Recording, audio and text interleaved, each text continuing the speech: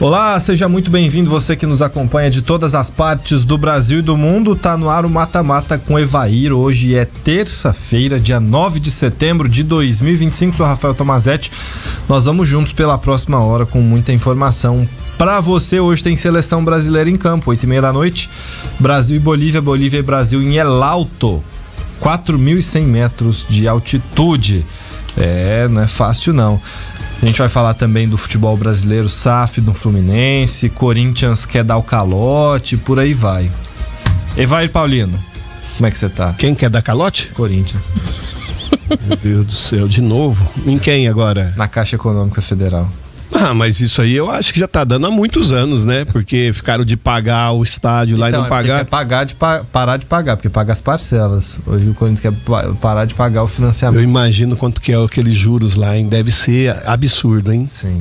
Impagável, talvez. E fora a fraude que foi descoberta sobre ingressos, né? Que quando a gente for falar do Corinthians, a gente traz essa informação. De fato. Meu Deus. Essa aí que você ouviu é a Janaína Carvalho, tá aqui conosco também na bancada pra gente destacar tudo desta terça-feira do futebol. Vamos lá então, começar com seleção brasileira.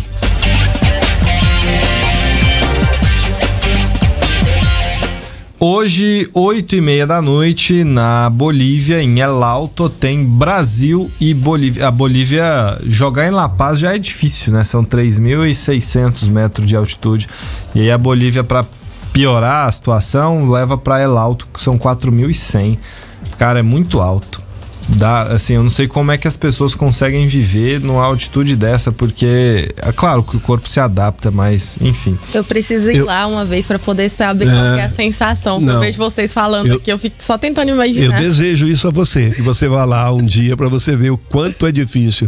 Para você ter uma ideia, a primeira convocação minha na seleção brasileira, nós fomos para Bolívia e ficamos lá cerca de 15 dias nos adaptando para jogar a competição, e mesmo assim, quando chegava o dia do jogo, as coisas eram muito mais difíceis. E assim, Janaína, eu também peguei 3.000 metros e foi breve, né? Então eu não tive tantos efeitos assim, mas normalmente o corpo reage com náusea, com dor de cabeça, porque tem que acelerar o seu batimento cardíaco em determinado momento, aumentar a produção de glóbulos vermelhos, porque há menos oxigênio, o ar é rarefeito, então tem toda uma adaptação que o seu corpo precisa fazer para que você consiga, né, usar o oxigênio para o seu corpo e enfim, aí tem toda essa mudança e evidentemente esses efeitos que eu disse. Os nossos ouvintes já sabiam que o mata-mata é cultura, agora é ciência também, tá vendo? Mas ficam bem informados em todos os sentidos. E assim, eu quando subi a 3.000 metros, eu fui numa estrada maravilhosa, que toda hora você sobe assim. Foi de carro ainda? De carro, na Cordilheira dos Andes, então é bem desagradável, sabe? Só você chacoalha o tempo todo, não é legal não. Mas enfim, escalação da seleção brasileira, só vai ter repetição aí em 2 jogadores, Evai. O Alisson tá mantido no gol e o Bruno Guimarães no meio campo. Na nossa escalação aí nessa arte tá o Wesley, mas o Wesley ele sentiu um problema muscular na coxa e o Vitinho do Botafogo vai ser titular na direita. O Brasil deve ir a campo com Alisson no gol, Vitinho na direita, aí o ídolo do Evair, Fabrício Bruno com Alexandro na zaga, Caio Henrique na esquerda. Andrei, Bruno Guimarães e Lucas Paquetá, no ataque Luiz Henrique, Samuel Lino e no comando o Richarlison como centroavante. Então, 9 mudanças no time do Brasil para encarar a Bolívia hoje lá em El Alto. O que vocês acharam? Tô curiosa para ver como que vai. Esse time do Brasil aí é muito melhor que o da Bolívia. Se jogasse numa altitude normal, venceria. Então você acha que não vai vencer hoje?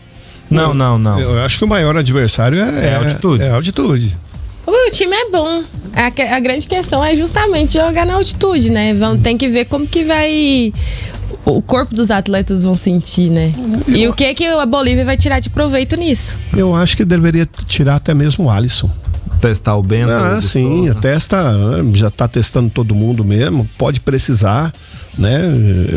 Sabe que os treinamentos mostram realmente a capacidade dos goleiros, porém é sempre bom você ter na prática, né? Ver a prática, ver no ritmo de jogo, né? Então é lógico que esses caras estão tudo jogando, porém não seria mal de poder testar também um goleiro como esse aí, já que o Alisson a gente conhece bem. Então o certo de fazer nesse jogo pra vocês é mesmo testar, né? Colocar os caras pra jogar, aqueles que... Não vai ter muito tempo pra acontecer esses tipos de teste, ainda mais que ele já viu que ele já deixou claro que vai testar mais jogadores, então é o momento de testar esses que estão aí, até porque o jogo não vale tanta coisa assim pro Brasil, né? Sentiram falta de alguém aí nesses testes? O Evai falou do goleiro, mas fora o goleiro... Não, eu acho que é bastante normal, bastante comum. O jogo pode não valer tanto pro Brasil, vale muito pra Venezuela, né? Vale muito pra Bolívia, mas o Brasil tem que pensar na parte dele, né? Tem realmente que colocar esses jogadores aí, pessoal, pra jogar, para poder, né, testar mesmo. Eu acho que essa é a forma. Eu imagino que durante o jogo o Jean Lucas vai ter oportunidade de entrar. Imagino que o Andrés, que foi chamado agora, também pode ter uma oportunidade de entrar nesse meio campo do Brasil durante a partida lá em El Alto. Agora, não tem mais mudança aí, porque o Caio Jorge, por exemplo, foi cortado. Eu imagino que ele seria titular nesse jogo aí, no lugar do Richarlison. O Wanderson também foi cortado, provavelmente jogaria no lugar do Wesley. Sim, o Wanderson também foi cortado e aí vai ser testado o Vitinho. Quem ganhou a oportunidade dessa vez foi o Vitinho. O Wesley seria titular se não fosse esse problema muscular. E aí o grande cara que o Evair quer ver é o Fabrício Bruno. Que é um ótimo teste para ele, né? Na altitude, vai ser bem atacado. Eu acho que para um cara que quer realmente busca uma titularidade dentro da seleção e tem capacidade, porém tem que ser testado e vai ser testado acho que na minha opinião, no pior das hipóteses, porque uns são testados contra a Alemanha, outros contra a Islândia, porém o Fabrício Bruno vai ser testado num lugar difícil. Sai um pouco de desvantagem, né? Esses que vão ser testados hoje, né? Mas eles estão em vantagem em relação aos que nem foram chamados. Não, sim, mas eu falo assim, desvantagem em relação aos que foram testados num jogo tranquilo no Maracanã, né? Eu não sei se aqueles lá foram... Tem testados, alguns que foram testados, mas a maioria dos jogadores que é uma espinha ali do que já é basicamente o que o Ancelotti tem de ideia. Claro, você tem ali, você não sabe se você vai precisar encaixar em algum momento o Rodrigo, imagino. O Vini Júnior certamente é o encaixe ali no lugar do Martinelli. Você não sabe se o João Pedro vai ser o centroavante titular, mas é mais ou menos aquela... Você viu que eu tenho a minha preferência na zaga, ele tem a preferência dele, do Rodrigo. Toda hora ele fala do Rodrigo. Não é. Ele quer escalar esse Rodrigo com qualquer jeito na seleção brasileira. Eu acho que o Rodrigo é muito injustiçado no Real Madrid. Por quê? Primeiro que ele nunca joga na posição dele. Sempre tá cobrindo um buraco ali de alguém. E aí não tem espaço pra mostrar a qualidade que ele tem dentro do Real Madrid. Então, e ele ficar de fora da seleção brasileira também eu acho uma sacanagem, porque ele é bom jogador. Eu acho que o que tem de unanimidade hoje é no gol. O Alisson não tem... Tinha o Ederson antigamente que brigava com ele, hoje o Ederson tá numa fase de declínio. E acho que o Vini Júnior, né? E imagino, até pela... Casemiro também, ele é um... Isso que eu ia dizer, pela entrevista que o Ancelotti deu ontem, o Casemiro pra ele é uma unanimidade, porque ele disse que não há no Brasil nenhum jogador com as características que ele vê no Casemiro. Tem que joguem na mesma função, mas que não faz a mesma coisa. Exato, então ele vê o Casemiro como uma dessas unanimidades. Então eu acho que ele tem em cada setor esse jogador ali que acho que já tá certo. Na defesa tem o Marquinhos também, que nem sai, um expoente, que... Eu não sei se eu vou dizer que o Marquinhos é unanimidade, mas é praticamente. Eu acho que não como titular, né? Mas que provavelmente vai estar ali entre os que vão pra Copa. O Wesley e Wanderson, porque são dois jogadores que ele chamou e todos os outros técnicos também estavam convocando. Eu acho que ali na defesa o que tá mais aberto é a esquerda, porque na direita a cabeça do Ancelotti trabalhava com a volta do Militão, a ver se ele vai chamar o Militão depois para testar. Aí seria Militão, o Marquinhos e o Gabriel Magalhães, e na esquerda inicialmente ele pensava no Alexandro. Hoje eu acho que ele disse que gostou muito de um jogador, e a gente acompanha essa declaração do Ancelotti agora para ver quem são esses caras que ele gostou de ver tanto contra o Chile. He conhecido novos jogadores aqui, eu gosto disso porque os novos ajudaram a equipe a jogar bem contra Chile. Não conhecia Douglas Santos, ha feito um grande partido contra Chile, me gostou muito, como Luis Enrique quando entrou. Então, o objetivo era, obviamente, ganhar o jogo e também conhecer os jogadores, e objetivo cumprido nesse sentido. Ele disse que gostou muito do Douglas Santos e do Luis Henrique. Luis Henrique a gente já sabia. Agora o Douglas Santos veio esse aval público. A gente disse que ele tinha feito uma partida boa ali, dentro daquilo que a gente costumou se haver recentemente na esquerda da seleção. Participou do primeiro gol e ganhou o aval do chefe. Então, que é o mais importante, né? O Douglas subiu, o Douglas Costa subiu no... Perdão. Pediu no Douglas. Douglas Santos subiu na cotação. Ele empolgou. Eu não sei, porque eu misturei Douglas Costa, lembrei de Douglas Costa, enfim. É um monte de Douglas também, né? É uma seleção assim. Eu acho que ele tem mais ou menos o que ele quer na cabeça dele. Porém, esses jogadores que estão sendo testados é justamente para tentar aí uma vaga, pode ser reserva ou ganhar posição. Vai ter outros amistosos, sim, mas o Brasil precisa definir, né? E é uma pena que essa definição ainda passe pelo Neymar, né? Então ele ainda espera essa situação ainda do Neymar. Porém, o Brasil precisa seguir o seu caminho aí. E tá indo, né? Vamos pro intervalo, daqui a pouco a gente volta e fala mais de seleção.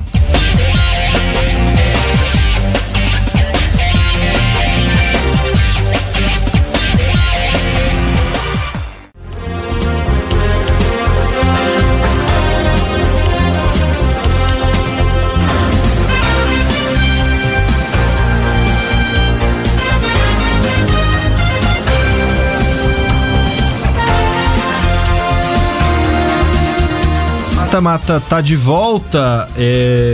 O Evair fazia análise aqui, citou até o Neymar, enfim, né, desses jogadores aí que não estão no grupo hoje da seleção e podem pintar também. Ali na esquerda eu acho que é o maior buraco, né? Até comentava com vocês aqui no intervalo. Eu acho que quem fizer um bom jogo hoje na esquerda ganha muitos pontos. Foi o caso aí que ele citou do Douglas Santos. E acho que hoje ele testa o Caio Henrique justamente para ver se ele traz uma nova opção. Aí você citou até um jogador que é do Botafogo, mas não é do Botafogo, né?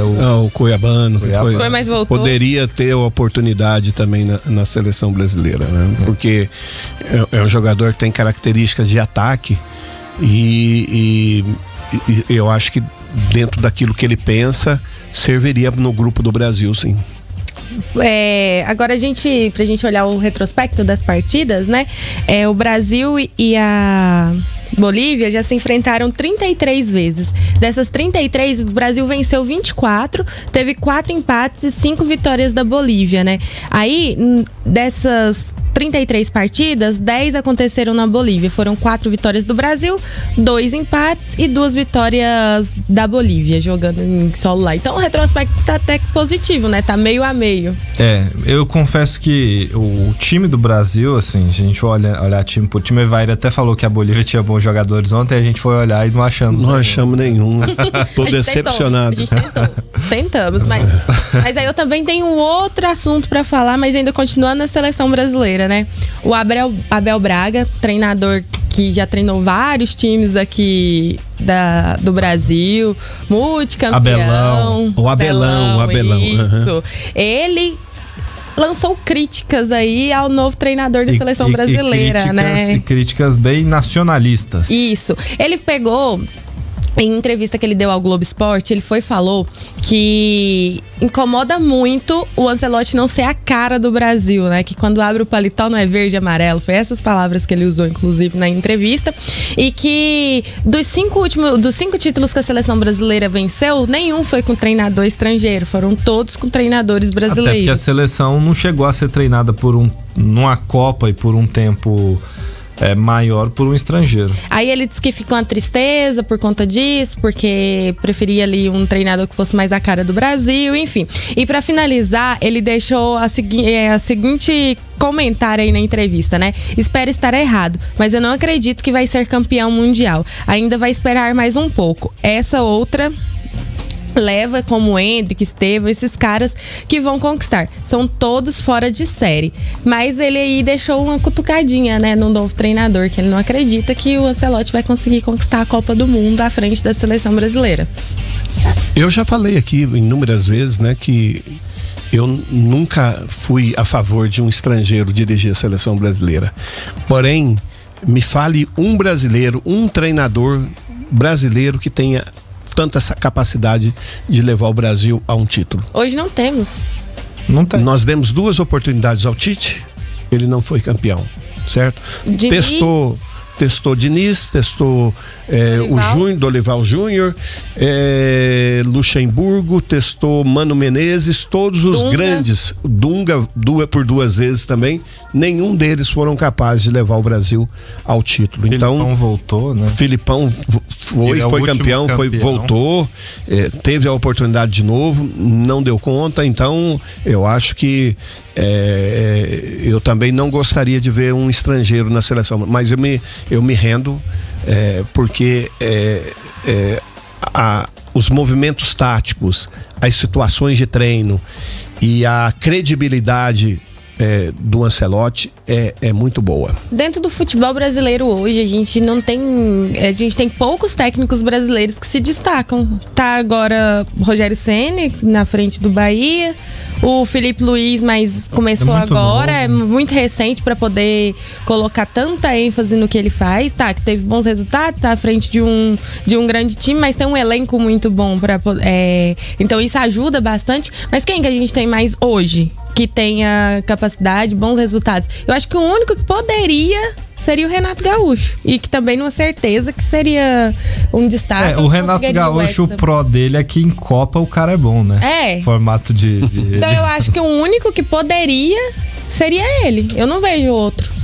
Eu acho que eu entendo a birra do Abel, mas eu acho que mais do que criticar o fato dele não ser nascido no Brasil, porque até acho que ele tem se adaptado muito bem à nossa cultura, e isso é uma coisa que a gente precisa ressaltar, porque muitas vezes a gente vê pessoas, ou nós que vamos pra fora e não queremos conhecer a cultura do outro, ou muitas pessoas que vêm pra cá e não dão bola pra nossa cultura, enfim, isso é muito comum.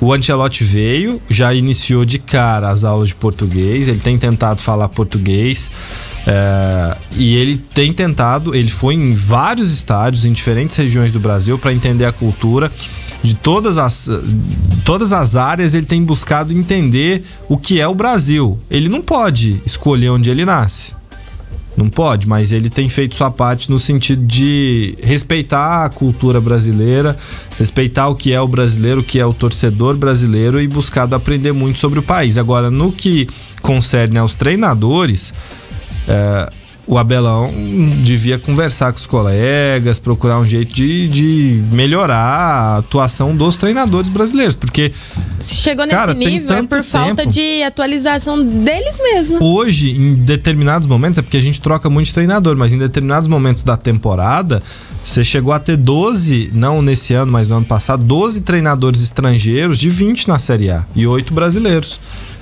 Por quê? Porque você não acha no mercado. Hoje, se um clube que seja da Série B demite um treinador, às vezes ele tem que ir no mercado estrangeiro, porque ele não confia mais, porque girou tanto, os treinadores giraram tanto. Lá na Série B, o Humberto Louser ou ele tá no Vila, ou ele tá no Atlético, ou ele tá no Novo Horizontino, ou ele vai pro Guarani, e por aí vai. Não tem mais, não tem.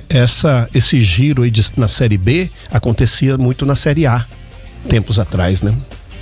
Pois é, e aí acaba. E aí, mas aí se a gente for também pegar e analisar, ver quem foi os últimos técnicos a ganhar títulos importantes e expressivos no Brasil? A maioria foi técnicos estrangeiros. Você teve ano passado o Arthur Jorge, que é português, campeão com o Botafogo, ganhou a Libertadores também. O Abel Ferreira, Libertadores. Jorge Jesus, com título também de Libertadores e de Campeonato Brasileiro. Então, de fato, você tem um predomínio de treinadores estrangeiros nos times de maior, a exceção num clube de maior investimento que faz grande campanha é o Filipe Luís no Flamengo. Não, e no Flamengo teve o Renato que ganhou, o Dorival que ganhou, o Rogério Ceni que ganhou, mas isso assim, o predomínio maior são de estrangeiros. Sim. Nos últimos anos, sim, fica muito evidenciada essa situação. Dá pra entender, mas eu acho que a gente não encarou ainda a raiz do problema. O problema não é o estrangeiro que vem aqui, como os brasileiros dizem, tomar o emprego do treinador brasileiro, que acabou com o monopólio, porque o que o Evair falou acontecia o tempo todo.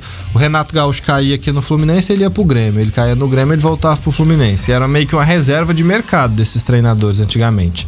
Funcionava dessa forma. E agora você caía num time, você sabia que na semana que vem você estaria no outro time. E agora você não tem mais essa reserva de mercado, que muitas vezes eles se sentem prejudicados por isso. Mas o problema não é o estrangeiro no Brasil. O estrangeiro. O problema é que o treinador brasileiro não tá na sua melhor fase. Não temos treinadores hoje suficientes. Você consegue me dizer 20 treinadores para treinar nível de Série A hoje? Vocês conseguem? Não tem como. Não tem 20 treinadores. Nós não temos. Todos ficaram ultrapassados ou desgastados e assim, o tempo todo a mesma coisa, né? Eles não mudaram a forma de trabalho, né? Os treinos continuaram os mesmos, né? E as oportunidades chegaram para eles, não aproveitaram. Sabe, o que eu vejo são uma safra de treinadores jovens que podem sim ser bons, alto nível. O que tava lá o que tá no Juventude, ele é um bom treinador. O Carpini. Mas foi muito mal no São Paulo. Mas eu falo assim, que podem ser. Não que estão prontos hoje, mas que podem ser. O Filipe Luís ainda é uma incógnita porque tem pouco tempo, então não dá pra falar assim, nossa, ele... Mas pode ser. Mas pode ser. Tem... Agora eu não vou lembrar o nome do treinador, que era um bem jovem também, igual o Filipe Luís, vou pesquisar. Mas querendo ou não, o futebol brasileiro ele se ressente muito dessa... E passa por credibilidade, né? Porque o cara fica o tempo todo... girando, e ele vai girando e vai trazendo as mesmas situações. Aí o dirigente que já tá no time fala assim, eu já conheço esse treinador aí, ele vai trazer fulano, e nós não queremos aquele fulano, porque são jogadores que acompanham muito esses treinadores, né? E isso faz uma diferença muito grande. Quando chegam os estrangeiros aqui, eles trazem mentalidade diferente e não tem esse vício. E acaba aqui ganhando espaço. E o Abel, por exemplo, é um cara que girou muito. O Abel, ele girava nos times do Rio todos e ia lá no Inter. Girava nos times do Rio e ia lá no Inter. Fez grandes trabalhos, conquistou grandes títulos, mas é uma prática que acontecia. O Abel, ele dirigiu muitos times e fazia esse giro. Você sabia... o que é o Renato Gaúcho hoje? Se o Renato Gaúcho é demitido do Fluminense, você sabe que ele vai voltar pro Grêmio. Se ele é demitido do Grêmio, você sabe que ele vai pro Fluminense.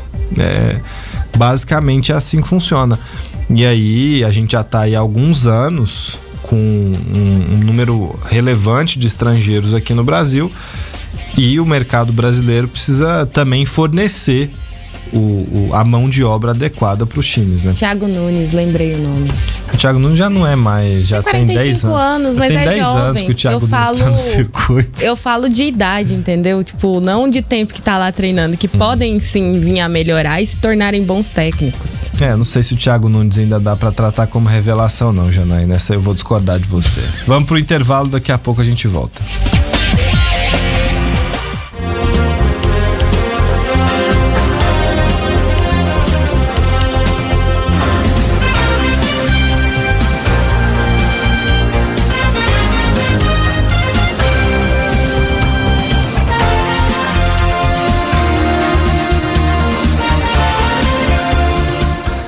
Estamos de volta aqui no Mata Mata com o Evair. Agora nós vamos falar. Vou deixar você escolher, Janaína. Qual pauta você quer colocar aqui agora no nosso Mata Mata? Você quer falar da confiança do brasileiro na arbitragem? Uma pesquisa feita pela Quest. Você quer falar do Botafogo, que não sabe se fica com o Textor, se fica na Eagle? Você quer falar da SAF do Fluminense ou da crise no Corinthians? Vamos falar da crise do Corinthians? Eu gosto. O Evair também gosta, ele até sorriu. Imagina, não gosto. Ô, Evair, a gente tem um público que tem muitos torcedores corintianos. Sobretudo aí. Eu tento até amenizar, sabe, quando eu falo do Corinthians.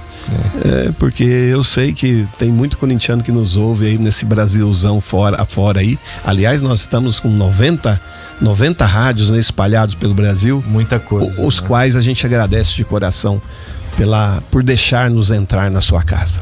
Pois o Corinthians tem uma dívida astronômica para pagar da Neoquímica Arena, certo? Isso aí já é conhecido tem tempo. E agora discute-se não pagar essa dívida. O presidente do conselho do Corinthians, presidente do Conselho Deliberativo, que é o Romeu Tuma Júnior, ele disse numa reunião ontem que o clube não tem dinheiro e propôs fazer esse calote no pagamento da dívida da Neoquímica Arena com a Caixa para privilegiar o pagamento de outras dívidas. Bom, segundo o balanço financeiro do ano passado, a dívida do Corinthians com a Caixa pelo financiamento do estádio lá na capital paulista é de 668 milhões de reais. Ele disse o seguinte, abre aspas: temos que resolver o problema do estádio na Caixa. Temos que trocar o fundo que está administrando o problema todo. Sou o presidente do conselho, não mando nada. Aí a parte que importa. Acho que o Corinthians tem que resolver o problema na Caixa. Se não, para de pagar o estádio. Vai pagar as dívidas que temos que são mais urgentes para evitar bloqueio. Para de pagar, acabou, começa por aí. Temos que buscar uma solução, não temos dinheiro, fecha aspas, afirmou o Romeu Tuma Júnior, presidente do Conselho Deliberativo do Corinthians. Imagina só, você que financia a sua casa aí, e você diz assim, eu simplesmente não vou pagar mais esse financiamento. E aí, o que será que é? Não, você já imagina aquele cidadão comum, né, que sonha ter a sua casa própria e paga ali religiosamente todo mês 1.200, 1.500 reais por mês e luta por aquilo ali, ouvindo um negócio desse, né? Eu fico impressionado, né? Então, que tenha mais sorte. Esse Tuma Júnior ele não chegou a ser vereador em São Paulo? Parece que tem alguma coisa. Ele foi político, eu não sei se é o pai dele ou é ele mesmo, que ele chegou a ser candidato em São Paulo há alguns anos atrás. Aí. O Romeu Tuma Júnior foi deputado estadual por São Paulo entre 2003 e 2007. Você já pensou um político falando dessa maneira, né? É algo assim que inadmissível, que se não, por que fez então? Por que fez o estádio? Ficasse de boa, né? Mas o pai dele foi senador entre 95 e 2010, o Romeu Tuma. Sabe o que é mais estranho nisso tudo? É falar que não vai pagar como se fosse simples não pagar, né? Ainda mais que ele revelou a quantidade de... Ele falou também na entrevista ontem sobre os cartões corporativos, a investigação que está acontecendo. E há um mês ele falou sobre a fraude de ingressos, né? Que descobriu aí uma rede de fraude de ingressos com mais de 8 mil ingressos, que o Corinthians tinha que ter faturado mais ou menos 1 milhão a mais por jogo por conta desses ingressos que estavam sendo fraudados. E aí ele vira e fala que não vai pagar a conta. Ele tá quase que no mesmo rumo dos outros, só porque agora de uma forma mais ele pode. Clara, né? Agora, o que eu penso é assim, dívidas mais urgentes, né? Tá. Você, cidadão comum, qual é a sua dívida mais urgente? Pra mim, se eu tenho um financiamento imobiliário, é pagar minha casa. Onde você mora, né? Pagar as contas de água e de luz e a comida, né? Eu acho que isso é a dívida mais urgente. Eu não sei se contratar jogador caro para fazer Memphis, dívida, né? se torna uma dívida mais urgente. E o Corinthians tem feito muito isso. Eu acho que as prioridades estão bem claras. Você sai gastando rios de dinheiro em jogador, você citou bem aí o Memphis Depay, que hoje tem recebe mais que o Neymar, o salário. Exato. Ele tem um salário totalmente fora da realidade do Corinthians. Acho que no futebol brasileiro hoje, talvez quem topasse pagar um salário desse assim seria o Flamengo. Acho que nem o Palmeiras toparia pagar o que o... Pela idade dele, não. O Palmeiras não entra nessa...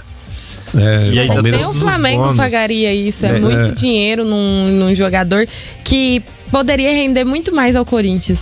E ainda todos os bônus. Então, a prioridade aí do Corinthians não é se sanear financeiramente, é continuar contratando jogadores caros. Não briga por títulos, né? Pode até brigar na Copa do Brasil hoje, porque é um torneio de mata-mata, tá nas quartas. Pode até brigar na Copa do Brasil esse ano, mas o Corinthians, se não sanear-se financeiramente, não vai ser um time competitivo. Se ajeitar, o Corinthians é um time que vai ser difícil parar. O Corinthians tem tudo para ser mais poderoso que o Flamengo é hoje, porque tá num mercado muito maior e muito mais rico que o Flamengo tá. Tem uma torcida que é um pouco menor que a do Flamengo. Mas pouco menor, mas um ainda pouco assim. Mas ainda assim é gigantesca. E o mercado que o Corinthians está inserido, eu repito, São Paulo, é muito mais rico e muito mais populoso do que o Rio de Janeiro, mercado no qual o Flamengo está inserido. E isso importa. Então. Sem contar o nome do Corinthians, exato, né? Sem contar a história que tem o Corinthians, né? Que é gigantesca. Então, para se conseguir chegar ao maior patrocínio do Brasil, não seria nada impossível o Corinthians. O que resta é se organizar, né? É algo que o Corinthians já há algum tempo não consegue fazer, né? E da forma que estão pensando em fazer agora, a tendência é que continue no buraco onde está, né? Porque se contratando do jeito que contrata, como você disse, jogador caríssimo, e não se preocupam, quem está no poder quer dar ao Corinthians títulos para se manter no poder, e isso precisa uma hora dar um passo atrás, né? Como fez o Flamengo anos atrás, né? Como fez o próprio Palmeiras anos atrás, para poder se igualar ao mercado, já que há algum tempo o Corinthians não tem ele tem todo o nome, pode ter patrocínio excelentes, porém não consegue se igualar ao mercado, porque lá atrás fez péssimas gestões. Como eu falei no dia que teve lá todo o esquema lá das fraudes dos cartões corporativos que a gente falou aqui no programa. Enquanto não chegar alguém pé no chão no Corinthians, o Corinthians vai continuar da forma que está. E a tendência é só piorar. E o problema é que o pessoal lá não quer pé no chão, né? Eles querem disputar de igual para igual e ser campeão. Tá conseguido. Consegue aí eliminar o Palmeiras, consegue ganhar o Campeonato Paulista, mas torneio de nível nacional não é mais. Não consegue. Libertadores não consegue chegar. Brasileirão, que é um dos mais importantes, não consegue chegar, porque não tem time para isso, né? Nem elenco para isso. Nem sequer um time forte para dizer, nós estamos com o pé no chão e podemos seguir com isso aqui. Algo que o Corinthians não consegue aprender até hoje. Vamos pro Fluminense, então, que pode ganhar uma injeção gigantesca de recursos. Ontem, o presidente do Tricolor, o Mário Bittencourt, recebeu das mãos do sócio da Lazuli Partners e LZ Sports, o Carlos Barros, a proposta para a criação da SAF do Fluminense. O sócio responsável pela área de fusões e aquisições do BTG Pactual, Alessandro Farcu, também esteve presente. O documento foi apresentado ontem ao Conselho Deliberativo. A reunião começou às 8 horas da noite e a previsão de investimento é de 6,9 bilhões de reais num período de 10 anos, ou seja, 690 milhões de reais por ano. Se você for comparar com o Flamengo e o Palmeiras, ainda está abaixo, mas já muda o patamar. E aí trata-se de um fundo com 40 investidores, todos eles torcedores do Fluminense, que propõe um aporte inicial de 500 milhões e já assumir a dívida do Fluminense, que hoje é de 871 milhões de reais. Ou seja, no fim, é um aporte de 1 bilhão e quase 400, 1 bilhão 371 milhões de reais de cara, né? Que vai ser aportado, porque se você assume a dívida, você também, no fim das contas, funciona como um aporte. E o Fluminense tenta, então, mudar de patamar agora com a SAF. Tem todo um caminho ainda para se fazer, mas parece que é mais um clube que vai virar SAF. A proposta é por 65% da SAF do Fluminense, outros 35% nesse caso ficariam com o clube social.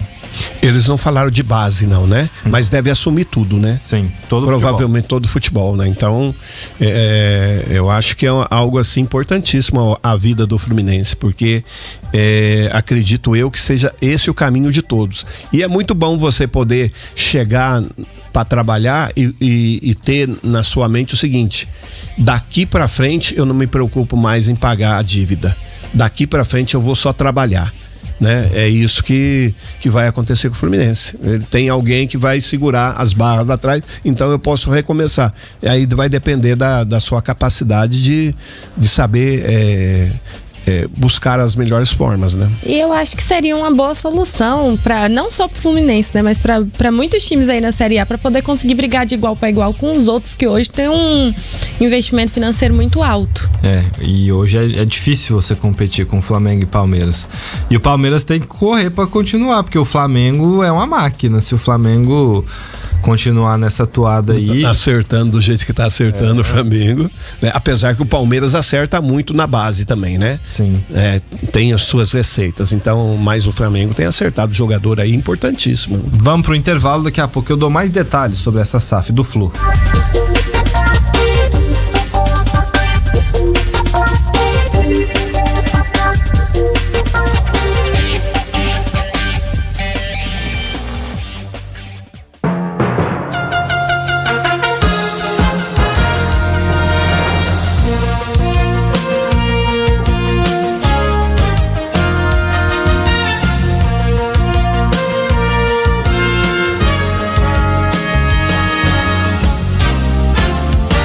Estamos de volta aqui com o Mata Mata com Evair, para dar mais detalhes para vocês dessa SAF do Fluminense. Começa com esse aporte de 500 milhões, o pagamento da dívida e equalização da estrutura de capital. E aí investimentos no futebol profissional e base. Investimentos em estrutura do CT Xerém. Aí depois o compromisso total de investimento em 10 anos, 6,4 bilhões, além desses 500 milhões, que vai dar 6,9 bilhões. A SAF banca toda a folha salarial, elenco, comissão técnica, aquisição de atletas, investimentos na base, melhorias no CT e Xerém e royalties para a associação. Quer dizer, ainda vai, a SAF, além de fazer esse investimento, ainda vai pagar royalties para a associação, para o Fluminense Futebol Clube. Então, parece, num primeiro momento, um negócio importante e bom pro tricolor. Peraí, deixa eu ver se eu entendi. Esse valor em dinheiro é para poder pagar comissão, atletas? Não só. É um investimento total e ele se divide. Isso também vai pagar a comissão em atletas, mas também vai ter investimentos no CT, na base. Agora eu entendi, é esse valor para tudo. Para tudo, num período de 10 anos, que essa SAF ficará responsável. Esse grupo ficaria, né, caso seja aprovado pelo Conselho Deliberativo do Fluminense. Tem vários passos ainda a serem seguidos antes de o Fluminense de fato se converter em SAF. Bom, só para passar aqui, ó, o grupo comprador vai ter que realizar auditorias e análises contábeis para ter uma compreensão completa da situação do clube, especialmente em relação às dívidas, e assim vai poder negociar com os credores. E para isso aí, no mínimo 90 dias. Aí espera-se que essa parte do processo seja concluído. Os sócios podem aprovar a partir daí a compra da SAF e efetivá-la depois que se encerra a negociação da dívida. E aí, aprovada a venda da SAF na votação do Conselho Deliberativo do Fluminense, os contratos serão assinados e o pagamento realizado no ato da compra. Depois que forem feitos todos os processos, a tendência é que até fevereiro o Fluminense já tenha concluído concluído esse processo de venda e feito a passagem do associativo para Sociedade Anônima do Futebol, a SAF. Então, previsão que até fevereiro o Fluminense seja SAF, se tudo correr dentro dos conformes e houver a aprovação dos conselheiros. Esperar que essa SAF não seja igual a do Vasco, né? Que só deu problema, e que nem seja desorganizada quanto a do Botafogo, né? De fato. Tem negociação. O Evair, quinta série, tá feliz aí, porque o Santos tá trazendo um jogador argelino, o Bilal Brahimi. Quando você falou quinta série, eu falei assim, da onde ele tá tirando isso, né? Eu também fiquei assim, aí, oi? Com o nome do Bilal, alguma coisa vai acontecer. É porque agora a janela tá fechada, mas como ele não tá vinculado a nenhum clube, ele pode ser contratado. Então o Bilal Brahimi tá tudo praticamente certo aí com o Santos, atacante. Jogou pela seleção da Argélia, jogou em vários clubes franceses, entre eles o Nice, que é o principal clube que ele defendeu, o Nice do sul da França, e pode ser um reforço aí. Você falou em quinta série, imagino quando ele fizer o primeiro gol, hein?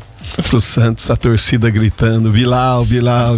Ah, meu Deus do céu. Mas pelo menos ele tá jogando lá, né? Teve uma época na Série D que tinha uns jogadores do Brasiliense também, que os nomes não eram muito favoráveis. Tinha o Tobinha. O Tobinho, o Sucuri, aí imagina. O Sucuri ainda joga, o Sucuri tá no Ceilândia. Essa junção de todos esses jogadores num time só. O Tobinha vocês falando, eu me lembro do Amigão anunciando que o Butão tinha tomado de 9-0. Ele não conseguia falar. A seleção, né, do Butão. O São Paulo vendeu o Henrique Carmo, jovem jogador, para o CSKA Moscou da Rússia, $6 milhões, 32 milhões e 400 mil reais fixos, além de $1 milhão, ou seja, mais 5 milhões e 400 mil por bônus em metas que foram estipuladas em contrato. E o São Paulo ainda mantém 20% dos direitos dele visando uma venda futura. Ainda teve uma declaração interessante, né, do presidente do São Paulo, que falou assim: quem comprou barato do São Paulo comprou, quem não comprou não compra mais. São Paulo. Quando se trata de base, sempre um jeitinho. E o São Paulo que tá de olho no Vincent Aboubakar, atacante, porque o São Paulo perdeu todo mundo, né, de literalmente, lesionado. né? O Caleri machuca e o André Silva vai, joga, faz até gols e se machuca também, fora de temporada. Então o São Paulo não tem centroavante. Aí tentou o Marcos Leonardo, não deu certo. Não ia dar, né? Porque os árabes foi até... mostra um pouco da diferença cultural, porque o São Paulo não tinha dinheiro para contratar o Marcos Leonardo. Aí ficaram se reunindo com os árabes, ficaram lá com os árabes o tempo todo. O Muricy que ficou até 10h30 da noite no até no o CT. Próprio Lucas tentou, só que aí os árabes falaram: pô, gente, mas aqui não é assim, vocês querem o jogador e não querem pagar? É curioso, né? Porque eles queriam que ele viesse de graça e os árabes ainda arcassem com uma parte do salário dele. Pois é. É uma diferença cultural que foi colocada ali, evidenciada nessa negociação. E o São Paulo tenta agora o Aboubakar. Bom, eu ia colocar aqui na tela, não vai dar, né, Jonatas? A pesquisa tá ok aí? Uma pesquisa da Quest que mostrou a confiança do brasileiro nas instituições. E uma das instituições é a arbitragem de futebol. Ali está a juiz de futebol. O Evair, o brasileiro só confia menos no juiz de futebol do que nas redes sociais e nos partidos políticos. É pra você ver o nível que tá a política do nosso país, né? A última confiável. Mas os árbitros também... A Igreja Católica é a que goza de maior confiança, 73% confiam, 25% desconfiam. Polícia Militar, 71% confia 28% não. Militares, Forças Armadas, 70% confiam, 28% não. Igrejas evangélicas, 65% confiam, 32% não. Prefeito da sua cidade, 63% confiam, 35% não. Os bancos, 63% confiam, 36% não. Presidência da República, 54% confiam, 44% não. Imprensa, 54% confiam, 44% não. Supremo Tribunal Federal, 50% confiam, 47% não. Congresso Nacional, 45% confiam, 52% não. Juiz de futebol, 43% confiam, 52% não confiam. Redes sociais, 41% confiam, 57% não confiam. E os partidos políticos, 36% confiam e 63% não confiam. Ou seja, o juiz de futebol tá na lama aí a confiança. E aí... Não, eu acho que até pouco, cara. Eu acho que seria até mais, cara. Eu imaginava que seria, assim, 80% não confiaria. Você sabia que o brasileiro é o cidadão mais desconfiado que existe no mundo? Só 7% dos brasileiros confiam uns nos outros. Ficou até sem palavras. Sem palavras. Informação da Quest também, que mostra muito das nossas relações interpessoais. Não, e olha que o brasileiro é um povo dado, né? Famoso lá fora pela sua maneira de receber pessoas, de tratar pessoas, né? Totalmente diferente daquilo que eu fui tratado lá na Itália, até mesmo no Japão. Então, essa aí me pegou de surpresa. O brasileiro confia pouco um no outro e o juiz de futebol, a gente não tem, fica evidente, e tudo isso que você falou, que a gente espera até que seja maior a desconfiança, porque o pai leva o filho pro estádio, a mãe leva o filho pro estádio, aí tá lá, seja o pai, seja a mãe, de domingo quarto, quando o jogo é em casa, tá lá xingando, se não é no estádio, é na frente da televisão. E chamando o juiz de ladrão. De ladrão. E o treinador do time, o jogador do time que você torce, e envolve muita paixão. Então o cara tá todo dia vendo alguém falar que o juiz prejudicou ele. É mais cultural do que realmente não confiar ou confiar, né? Eu particularmente não gosto disso, sabe? Eu sou... Você é muito politicamente correto. Não é politicamente correto. Eu acho que assim, se a gente não confia um no outro, quem vai confiar, né? O que será de nós se a gente não puder confiar numa instituição? Eu também pensava assim, quando no início da minha carreira, eu achava que não existia juiz com má intenção, né? Mas depois a carreira continuou, né? E aí eu tive algumas experiências em loco, experiências ali, eu senti na pele. Aí depois eu passei a entender por que muita gente não confia na arbitragem. A gente tava falando aqui... O Evair tá me dando margem pra eu continuar desconfiada dos árbitros. Não, a gente tava falando aqui da máfia do apito, que tem até um documentário agora, né, que foi lançado rememorando esse esquema criminoso que aconteceu há 20 anos. E o Brasil é um país, dos países que são expoentes no futebol, um dos países que menos teve escândalo de arbitragem. Porque esse tipo na Itália aconteceu recentemente, a Juventus acabou até rebaixada, ficou na segunda divisão. O Milan começou o campeonato a Juventus perdeu o título no Calcio Caos lá, foi 2006, 2007, eu não vou lembrar o ano certo, mas...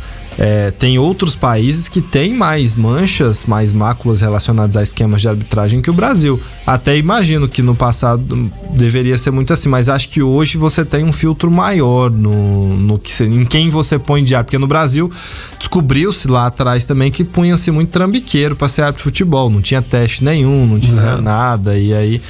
Acho que hoje tem um controle maior. A gente tá 100% livre? Não tá, né? Mas... Eu tô contando isso por experiência própria, né? Eu não sei se eu já contei isso aqui pra vocês. Treinador do... Já contei, treinador do Trindade, né? Já. Vou contar de novo então, não. Eu acho que no Brasil é mais por... os árbitros são ruins mesmo, não é porque eles usam da má fé, na maior parte das vezes. Eu acho que tem muito a ver com qualidade hoje. Galera, chegou ao final o nosso mata-mata. Boa sorte pra seleção. Janaína, tchau pra você também. Tchau, 1-0 pra seleção brasileira hoje. Tchau, Evair, boa sorte pra seleção. Quer dar palpite também? Não, o Brasil vai perder. Então vai ganhar. Toda vez que ele dá palpite, ele erra. Vai sofrer.